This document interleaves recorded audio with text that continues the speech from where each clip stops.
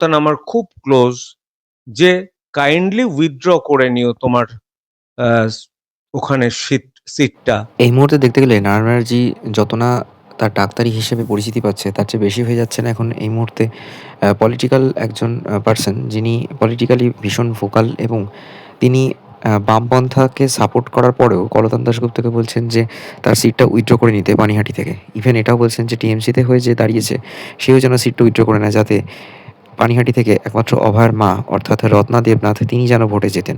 এবং তিনি সর্বতোভাবে মনে করছেন যে তাকে সাপোর্ট করছেন, আহ্বান জানাচ্ছেন ওপেন ফোরামে। এর মানে এই কি যে বামপন্থা থেকে তিনি এখন বিজেপি দিকে গেছেন? লাস্ট ১৪ তারিখে প্রধানমন্ত্রীর সভায় কিন্তু ব্রিগেডে তিনি গেছিলেন। এই বিষয়গুলো আমাকে কোথাও একটা বোঝাচ্ছে যে তাহলে কি তিনিও চেয়েছিলেন যে বিজেপির হয়ে টিকিট পেতে? নাকি তিনি শুধুমাত্রই পলিটিক্যালি বায়াসড হয়ে ভোকাল হয়ে উঠেছেন টিএমসির এগেইনস্টে? অভয়ের মা যা করবেন একদম চোখ বুজে আমি সমর্থন করব।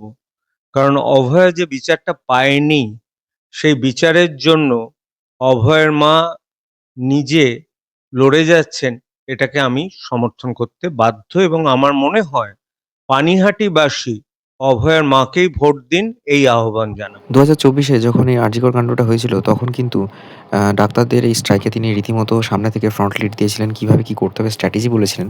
একটা সময় কুণাল ঘোষের সাথে মিটিংও করেছিলেন যে কিভাবে এই যেটা স্বাস্থ্য দপ্তরের সামনে অনশন চলছিল সেটা তুলে নেওয়ার জন্য। কিন্তু তারপরে দেখা গেল যে আস্তে, আস্তে কিন্তু তিনি কখন যে বামপন্থা থেকে সুইচ করে বিজেপির দিকে চলে গেছেন সেটা বোঝা যায়নি।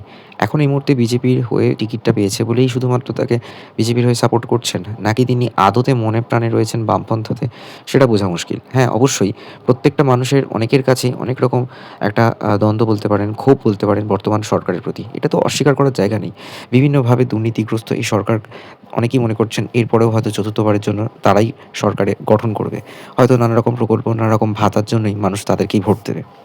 কিন্তু এরপরেও এই প্রশ্নটা থেকেই যাচ্ছে যে শিক্ষিত সমাজ আসলে কাকে চায় সেটা হয়তো ওঠামেই বোঝা যাবে। কিন্তু আমার মনে হয় এখন না ওই ডান বাম এসব ভাবলে চলবে না।